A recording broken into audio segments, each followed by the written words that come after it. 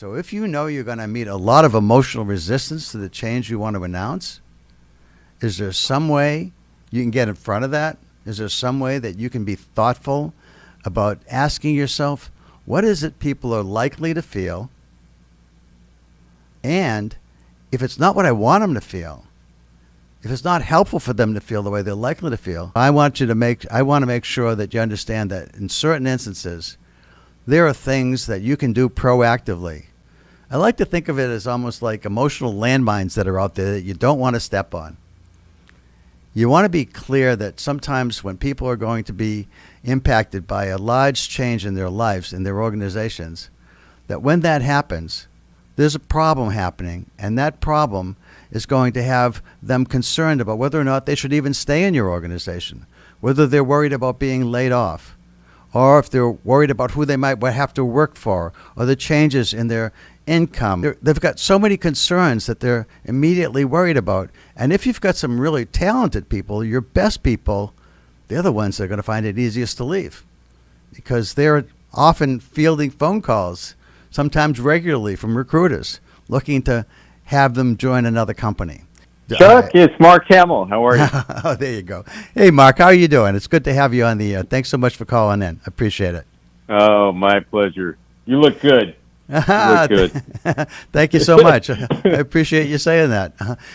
So it's been a little while, but you and I, when we first met, Mark, I was just going to say a little bit about that. And that was we worked for an organization that had some issues around labor and unions and management, and we used a process that I had found that was really a good way of looking at how do we bring people together. And while I wasn't calling it emotional intelligence at the time, it was a lot about how people are actually feeling.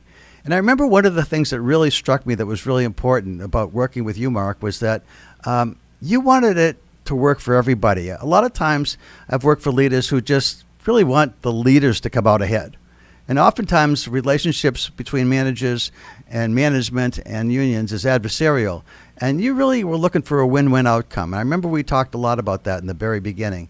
And over time that I got to know you, I know that you were one of those leaders I found that really did understand that people are your most important asset and value. And you actually acted on it, though. Not a lot of people say that, but don't always act on it. Well, and then as we got to know each other a little better, and you went off and you became a consultant and began to do some work together, I know that you got really successful in all kinds of quality assurance, and I got to be a Six Sigma black belt, and you got into lean enterprise, and you really became quite successful. And you also were still trying at the same time that you're working with organizations for process efficiency and high quality and high standards. I know when you came and we talked, we always talked about what's the human element, what happens when human beings are impacted. So if you could tell us a little bit about yourself, Mark, and your background, and then a little bit about that work, I really think people would appreciate hearing about it. Sure. Okay. Well, thanks for the kind words. So, we can kind of break up my career in two roughly 20-year chunks, which means I'm catching up to you, Chuck. So the first 20 years were really in industry. Towards the second half of that first half, it was in senior leadership positions, mostly in operations or continuous improvements, or finance and strategic planning. So I had a fairly somewhat eclectic background, but it served me well. And in that first half, those first 20 years, that was the period during which you and I had the opportunity to first work together, which was awesome. And then we've got the second 20 years. I thought I was going to be doing consulting for, I don't know, a year or two. I'm still at it. So I basically help organizations, and they range. Right now I can take a look at my client list. The biggest one's about $20 billion a year, multinational company. Another one is not quite that big, but pretty darn big, multinational, all the way down to a startup company which, is actually quite exciting, and I love working with the founder there. And basically what I'm trying to do is help develop people's internal capabilities as mostly around strategy and value stream improvement, and ultimately trying to get them to be able to be, the company to be easier, better, faster, and cheaper. So, I traffic in change, and change is really part and parcel, I think, of the emotion roadmap. The stuff that you teach and you coach and write about it. And I don't know if you had mentioned it, but we had collaborated on a couple of things. I think you did mention it. We did an article, right? And then also within, I actually went back and read these things. Your Kaizen Fieldbook. The Kaizen Event Fieldbook. So I've read a couple of books. They're both internationally acclaimed, won awards and all that kind of stuff. But I don't know if you're like me, Chuck. After you struggle with writing, because it's such a pain in the neck with the iterations, the editing, and all that kind of stuff, I don't want to read my stuff again. But I read both the article and the section within that third chapter in the field book. And the field book came out in 2009, 2010. And the good news is, I read it, I was like, man, this stuff still works. I wouldn't change a thing. I thought, which is honestly a great feeling. Oh, that's great to hear, Mark. One of the things that I just want to comment on something you've said, when you think about what makes an organization work, Mark, it's like you had those opportunities to engage in strategy, which is the planning part.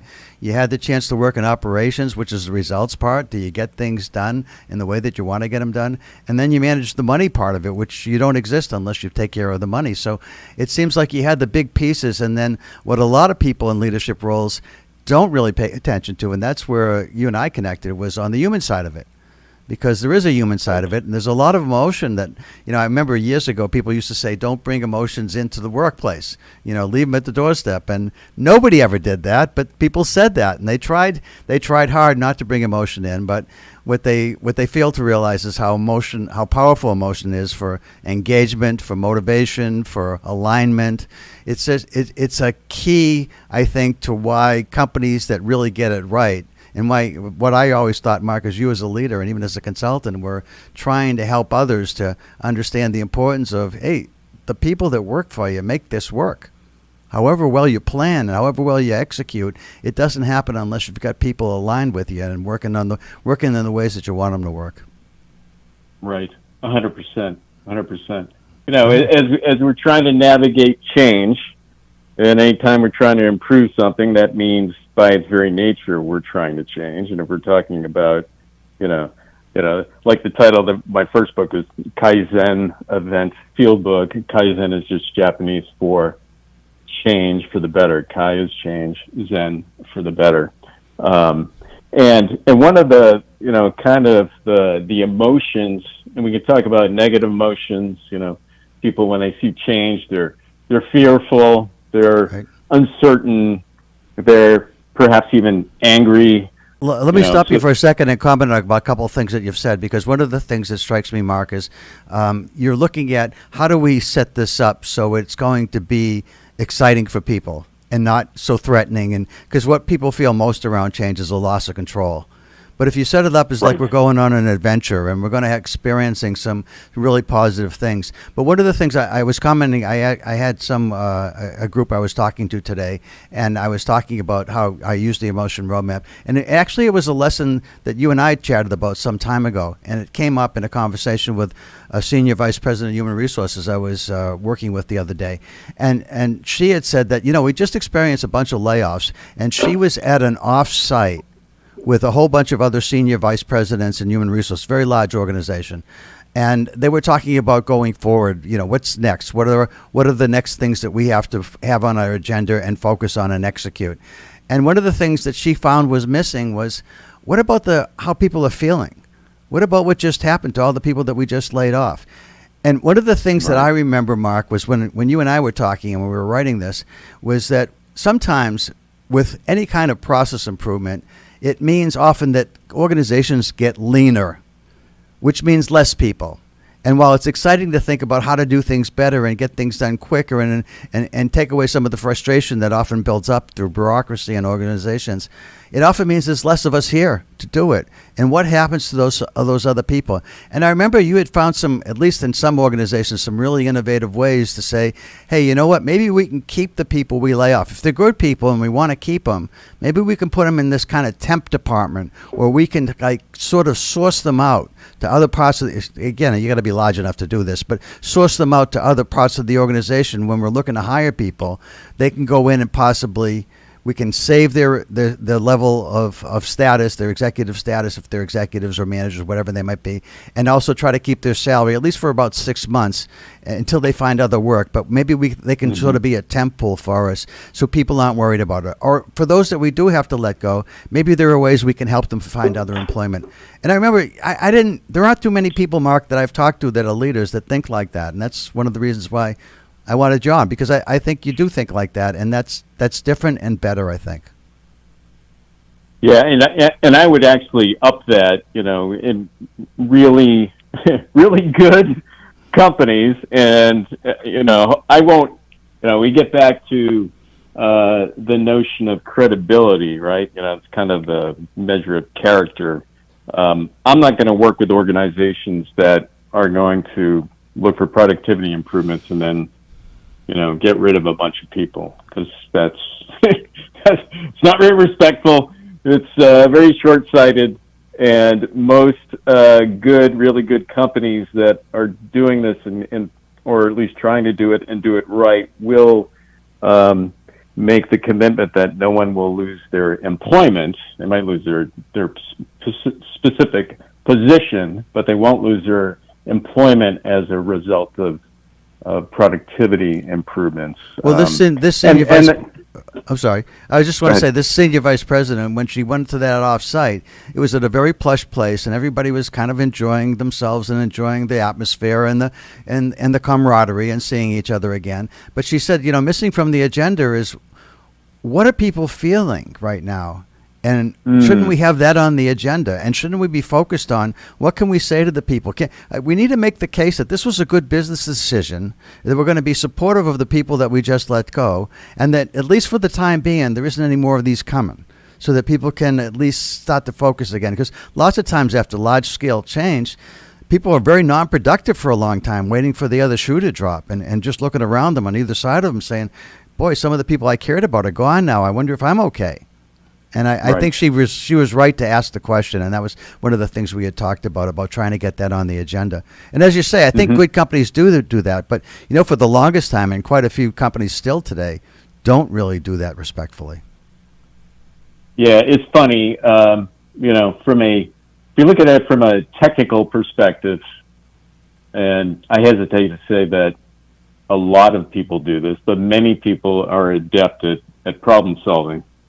But they apply it, to technical things, right? If I've got a process that is, producing defective products, for example, Right. but the emotion roadmap in the application is essentially problem solving. It uses the same methodology in which we need to understand the current condition. And we can put it in terms of what's actually happening, right? Right. And then we need to understand what the target condition is, right? So that's kind of the what should be happening, and then we have the gap between those two things. And then we need to understand, as we would do with any sort of problem solving, on the technical side, we need to understand root cause and then come up with corrective actions. And then ultimately, if as we refer to your fourth step within the emotion roadmap, then we get to pick, one or a couple of those countermeasures and then actually apply them so we can close that gap. So if we go back to like the 3 C's that I was talking about, the whole challenge, courage, creativity thing, and associated engagement and all that kind of stuff. That's how we want people to feel, right? Right. We know we're not going to get, some really good engagement and learning and measurable results unless we have that. So, to your point, and you're always consistent about it, and I love it. It's like, okay, we got this big gap. How are we going to address that? And it's just interesting that, again, people are okay if we're talking about processes and machines and whatever it might be, those particular problems, but we don't look at it. We live in a socio-technical system, right? We work in that. We're fine on the technical side, follows the rules, the laws of physics, but then we get into the socio side, and somehow we think, I don't know why, that kind of logic doesn't apply from a problem-solving perspective. Well, one of the things I try to do, really, especially because so many people are, technical, whether they're engineers or scientists or actuaries or underwriters or information technology or software designers. There's so many people operate from a technical perspective and are really good at it. But I think that where they're looking for some help, and one of the reasons I created the roadmap, this emotion roadmap, was because it starts with a form of emotion-based problem solving. That's exactly what I call it, Mark. So you start with, okay, so what are people feeling?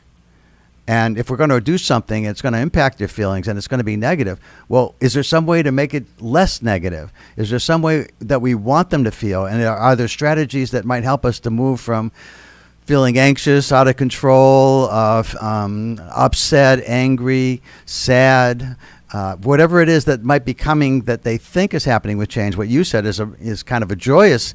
We're on an adventure together. It's exciting. We're gonna be better for it, and we're gonna take care of everybody as we go through this together. We're gonna be supportive and caring at the same time that we're doing all these exciting, adventurous, courageous things that are moving our organization forward. So how do you get there? And I think of it exactly as a problem-solving process, and it starts with how are people feeling. How are they likely to feel with what's going to come? What would you like them to feel if it's not ideal that what they are feeling? And how do you get from where they are to where you want them to be? And of all the strategies we think about, what's actually doable? And what are things that we're willing to do?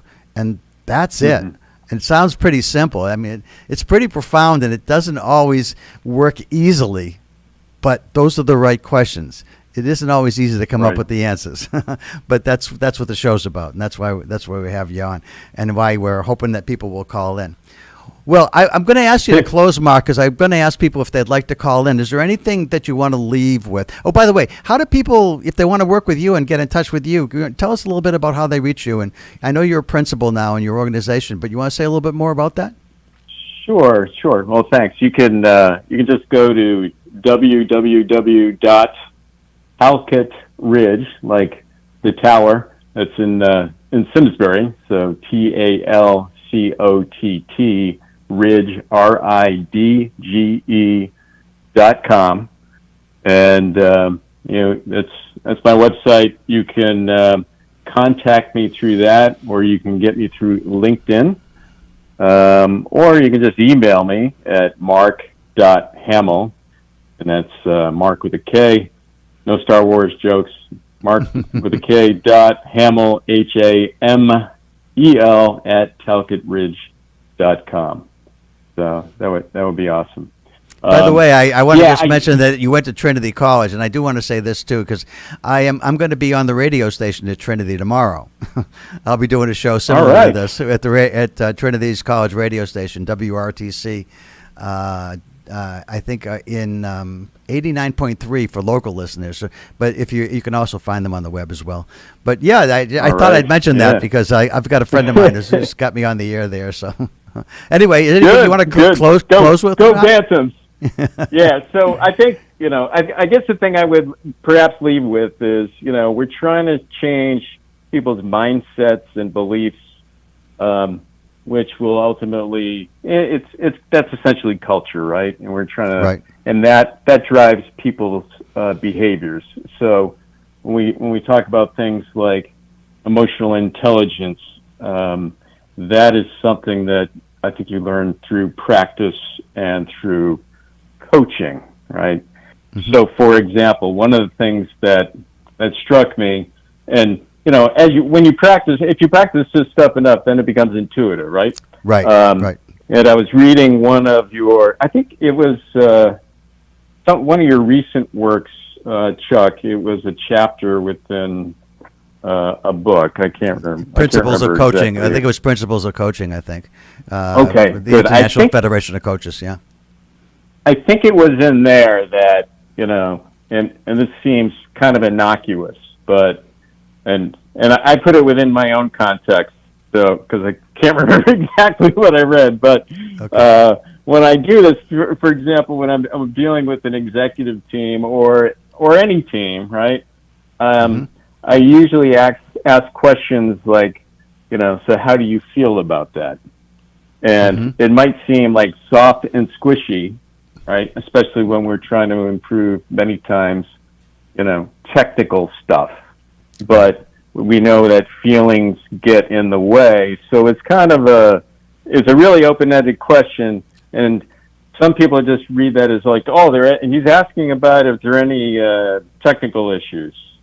But yeah, I do care about that. But I also care about how you're really feeling. Do you feel like, yeah, this will never work because X, Y, and Z, or I'm really not behind this, whatever. So I just that's food for thought, right? Right. I will comment on again. that, Mark, and I will tell you that sometimes when I've asked those questions, people kind of react funny to the word feeling, and they don't really know what to say when they start to look for a feeling word, because we don't have large vocabularies for talking about feeling, our feelings, because we haven't learned it very often as kids. And growing up, we just kind of know we're sad, mad, or glad or something, but we don't have a large vocabulary to discuss it. But what I find is a really good way to ask that is to ask, what do you think of that? And you'll hear how people feel. Yeah. Well, going back to, in many ways, this is a practiced and coached behavior. So if the leaders, start using that within their vernacular, when they ask open-ended questions, when they ask questions and they put in words like, how are you feeling about that? Or, what do you think? That will change, again, the way the mindsets and the behaviors, then you'll start seeing other people using it with their folks, and it doesn't take too long before that, it kind of transforms the way people think and act within the organization. Well, listen, I'll leave it at that. Thank you, Mark, so much for being on the air and being my guest today. I really appreciate it. And it's fun catching up with you a little bit. An old friend of ours, Shashi Kant, might be listening today because I talked with him today. And so I told him you were going to be on the air. Anyway, so good to talk with you, Mark. Thanks a lot for calling in, and I appreciate it. Okay. Thanks, Chuck. You take care. Take care. Bye-bye. All right. See ya. Bye. So, folks, you've been listening to Mark Campbell talk a little bit about a lot of things that make for organizational life successful. How do you make organizations successful? And the human element is a key part of it, but often something that a lot of people don't necessarily see or encounter or think about. I mean, they certainly have to deal with it at times, but not in ways that they're proactively thinking about it. And I think Mark's one of those few executives that really gets that.